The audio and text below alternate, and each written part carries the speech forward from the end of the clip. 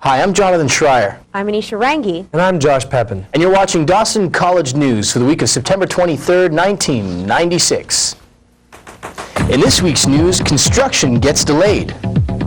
In entertainment, Skyjuice plays the Cafeteria. And in sports, the Blues rugby team gets crushed.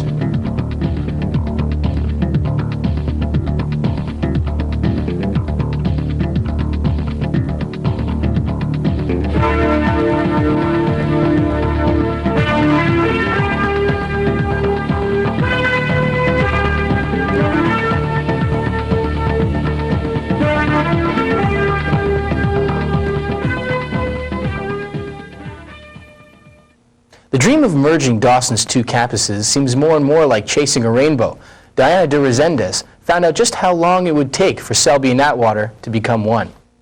Selby campus, which has been open for 25 years, was supposed to close during the summer, but due to contaminated soil, it will only close next semester. The contract with Jacko was supposed to finish, let's say, September 1396. We're about 1 month behind.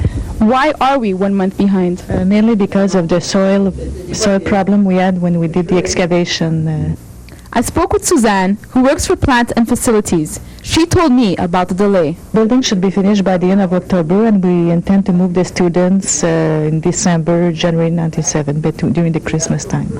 For those students with lockers at Selby, you'll have to clear it out by December 5th and claim your new locker at the Atwater campus at Student Affairs. And here we're talking to Trevor. Are you happy Selby campus is closing? Yes, I am. I think we should definitely burn it down. The old pill factory was useless to me for many semesters. I had to go there in the blistering cold and the driving heat, and it's just a hellhole. I think we should definitely close it down. It's useless. It's old. Most students are happy Selby is closing, but many of us are going to miss the friendly atmosphere. For the first time, students will finally be united at the Atwater campus in the winter semester. For Dawson College News, I'm Diana de Resendez. With Conrads under construction, Oliver's has to pick up the slack. Jason Lax checks out the hottest spot for hot coffee. Hi, I'm Jason Lax. Over the course of the summer, the Dawson community has lost one of its more liberal alternative cafe, Conrads. In addition to its new size, there will also be a new service area. A construction worker on site informed me that Conrads will be up and running by the end of September. I then went to Oliver's and found out what's happening at the other cafe. Right now I'm in Oliver's with Yanis, Mark, and Adam. Tell me, Yanis, you used to go to Conrads. What do you think of it being closed now? Do you prefer being at Oliver's, or? Well, you know, I really enjoy Oliver's. I'm a bit disappointed that Conrads is closed because it's more of an atmosphere, but Oliver's is nice and quiet, and you can get some good study time done, and you can play a game of chess, you know, nice and peace and quiet. Can you tell me, has business been good since Conrad has been under renovation? First week or so really sucked because nobody knew we were here, but now we have like posters and stuff. People know we're here, we have events, people are coming in, it's getting really crowded. I understand. Do you find a lot of people who used to go to Conrads have been coming here instead? Mostly just the teachers, actually, because they won't drink cafeteria coffee, but I think it's more just people who actually know that the 2C wing exists, walk by and just, you know, come in. This time it appears that Oliver's has a pretty strong following. As for where the Conrads people have gone to, we just don't know. But by the way, coffee's pretty good. I'm Jason Lax for CFCD. Dawson College's mentor program helps students adjust in their first year in college. There's Stefan Juretic with a closer look. The Dawson College Mentor Program was established in 1994 as a pilot program, and since then it has grown to help first-year students in every way possible. The program offers valuable support to first-year students and provides a one-on-one relationship. Its goal is to offer caring support so that students maximize their chances of success. Students who participate find the program rewarding and find mentors are interested in what they do, how they do it, and their goals. You meet with the coordinator for a brief chat to give some information about yourself so that you can be matched with a mentor who is suited to your needs. Once a week for 1 semester, you'll go to the mentor's office and spend some time discussing any topic that interests you. Dawson mentors are very familiar with the college, so they can help you get the assistance you need to become a successful student. And don't think to yourself that it's too late to participate in the program. There are still positions available. All you have to do is make an appointment with Kathy Knott in room 2E10 to see Susie Weilman, the coordinator of the mentor program, and she'll set you up with a mentor. For Dawson College News, I'm Stefan Juratek. The Montreal Punk scene has made quite a name for itself over the summer. Here's Carl Holsworth with a look at how the winter is shaping up for the Punks. Punks, something Montrealers have been seeing more and more of on city streets since the spring of '96. I spoke to Andre Lemaire, second in command at downtown Station 33, about the sudden rise in the number of homeless youth on city streets. Ce qui a augmenté, je pense, c'est le nombre de jeunes. C'est qu'on s'est aperçu cette année qu'on avait beaucoup plus de jeunes, ce qu'on appelle des jeunes dans la rue. Il y a des gens qui parlaient, on a parlé beaucoup des punks, mais il y a des gens qui vont voir une personne, un jeune qui est habillé en punk, et pour eux, ça va les indisposer, ça va même les apeurer jusqu'à un certain point. I also spoke to Constable Lemaire about the department's policies for ticketing the youth. On vit au centre-ville de Montréal, il y a quand même des règles, il y a des lois, puis je pense qu'on doit les respecter à ce moment-là.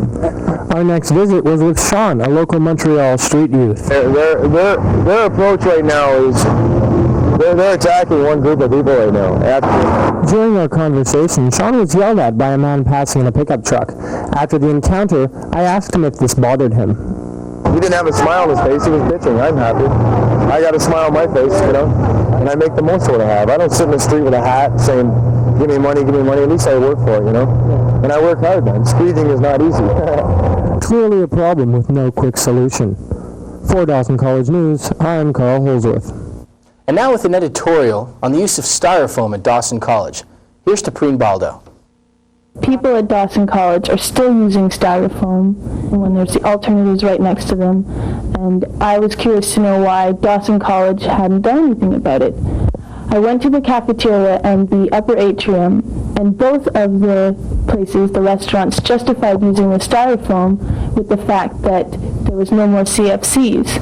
Now, I agree that that change was part of the solution, but it's also still part of the problem. There's no recycling bins for styrofoam at Dawson College, and there's no recycling of styrofoam at all. Big major companies have reduced their styrofoam intake using paper and other substitutes like plastic. Now, if the big companies can do that, why can't a small school like Dawson College do it? I agree that in the long run, it might cost them more money, but it's not Dawson College that has to pay, it's the restaurant J.H. Hubert, the catering company that works with Dawson College. If schools aren't taking away styrofoam from their cafeterias or their little cafes, they're giving a very bad example to students who don't necessarily know anything about styrofoam and the harmful effects it has on our environment. When garbage is collected on Monday or Tuesday mornings, it doesn't necessarily mean that it's gone and it's not your problem anymore. Styrofoam is a problem that has been around for a while. Is it dwindling out because the media isn't talking about it anymore? Is there going to be a resurgence because most companies are using styrofoam with no CFCs? For Dawson College News, I'm Tapreen Baldo. And now here's Anisha Rangi with entertainment. Thanks, Jonathan. It was a full house last week at Oliver's as local comedian Jacko performed his show. Heather Westerman was there. It's the beginning of the semester and already the pressure's on. With the anxiety of essays, tests, and quizzes, everyone had a chance last week to relax and enjoy the comic relief of local comedian Jacko. You have to agree with me, folks. We got to do something about that Dunkin' Donuts guy on TV. Y'all know who I'm talking about. Donuts.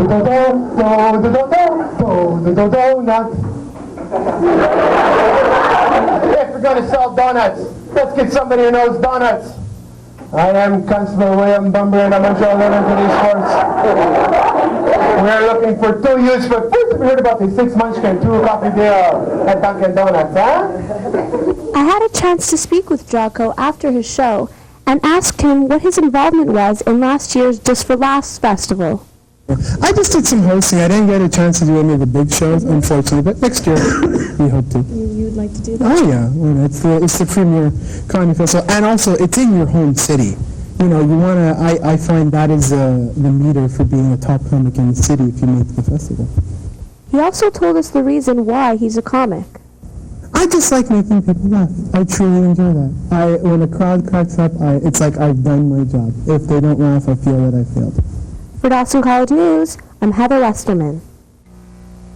Sky Juice, a Montreal-based band, played to a receptive audience in the cafeteria. Sky Juice played their unique mixture of jazz, blues, and funk for a small but enthusiastic crowd of Dawson students in the cafeteria.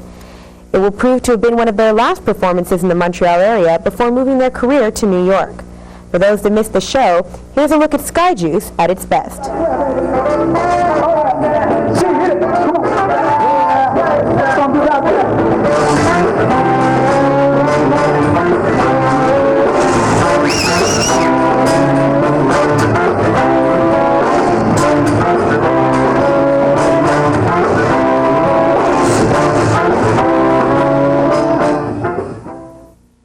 Last week, Blue Valentine premiered in downtown Montreal. Grant Elliott was there as the curtain went up. From September 12th to October 5th, the Monument National Theatre is presenting Blue Valentine, a play written and directed by Marianne Eckerman. The play focuses on Rose, a local book critic played by Lenny Parker, and twin brothers Red and Whitney, one a struggling writer, the other a successful stockbroker. Both are played by Bruce Dinsmore. Today, I am about to embark on an entirely new quest. Which is? I'm going to write what's in my jeans. Oh, I can hardly wait. Red and Whitney's relationship is less than ideal. Neither of them can face their fears or deal with their troubled childhoods. They are both in love with Rose, but can't express exactly how they feel towards her. Their histories prevent them from having any clarity in their present lives, and all three are thrown into a wave of love, lust, hate, and passion.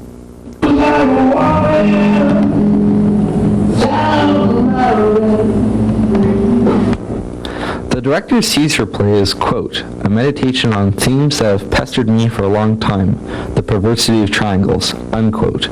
Ackerman forces her audience to acknowledge these perverse themes and to consider their effects on her characters. Reporting from downtown, this is Grant Elliott for Dawson College News.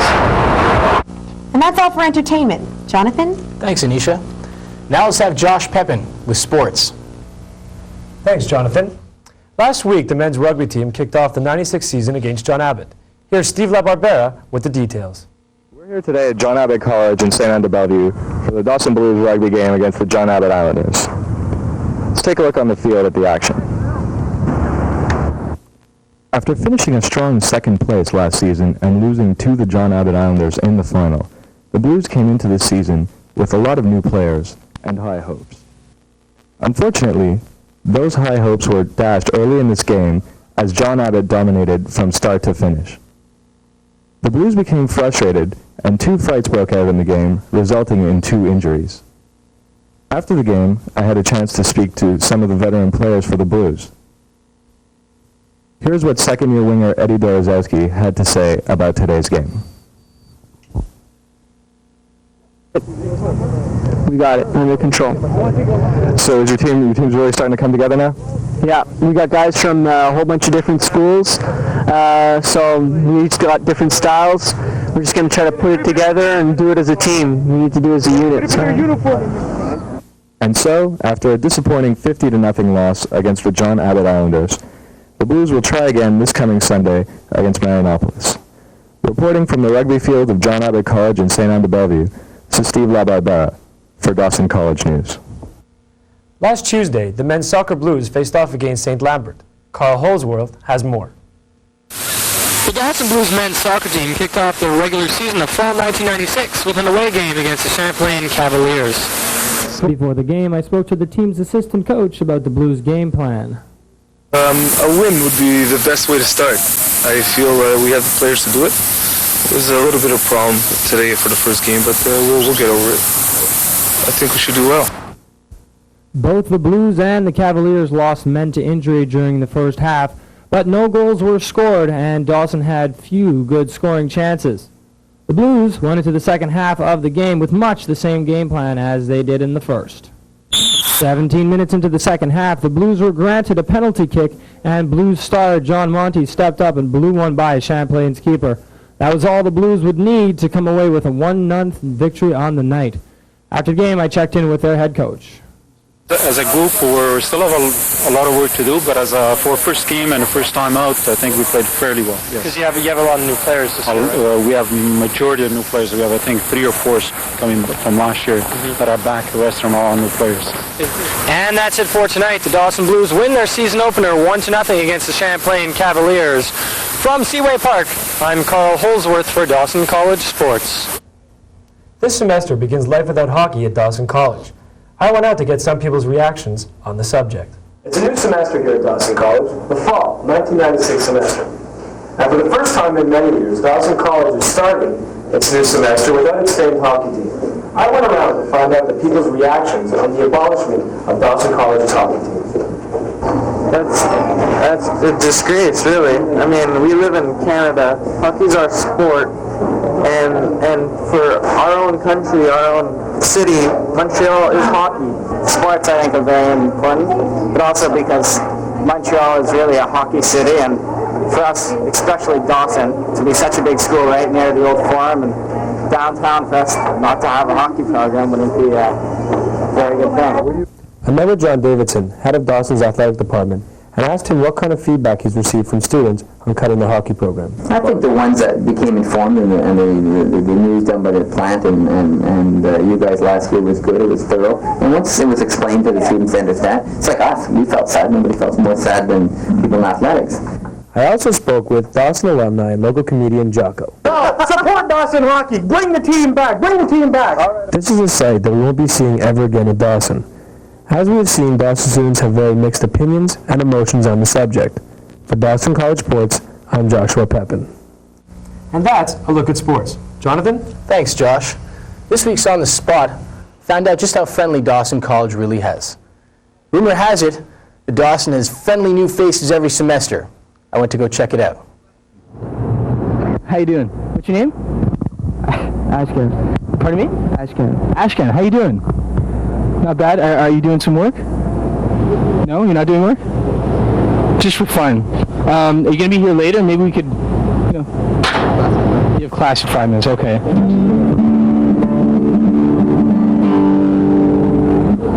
I was wondering if you guys are still chilling out here later, do you think I could hang with you? You know, like friends? No problem at all? Great. So, guys having a good time? Yeah? Think maybe I could hang out with you guys later? Sure. Cool. You think maybe we could hang out later? You know, just chill out, relax, talk a bit? Sure. All right. Good. So I'll meet you guys here later then. All right. Thanks. By the end of the day, it turns out I met some pretty interesting people. Friends? Maybe. Companions? For sure. For Dawson College News, I'm Jonathan Schreier. You know, this weekend I was thinking about going to the motocross events that are held at the Olympic Stadium. What do you guys think about that? I really don't know too much about it, but Josh? Well, the motocross is a tradition here in Montreal. It started long ago, but it's played at the Olympic Stadium, a lot of mud, a lot of muck. I don't think it's for me, John. sounds perfect for me. Seen bikes jump up 20, 30, 40 feet into the air. I don't know. It's just not for me for some reason. I don't know, and pay money to go see bikes in mud. Have you ever seen a show? Nope. Never been. This would be my first time as well. You want to go on Saturday? I would love to go. You want to go on Saturday? Sure, I would love to go on Saturday. All three of us That would be a nice experience. are going to go see the motocross on Saturday. Sounds great. All right. And that's it for this week's news. For Anisha Rangi and Josh Pepin, I'm Jonathan Schreier. Have a good week, everyone.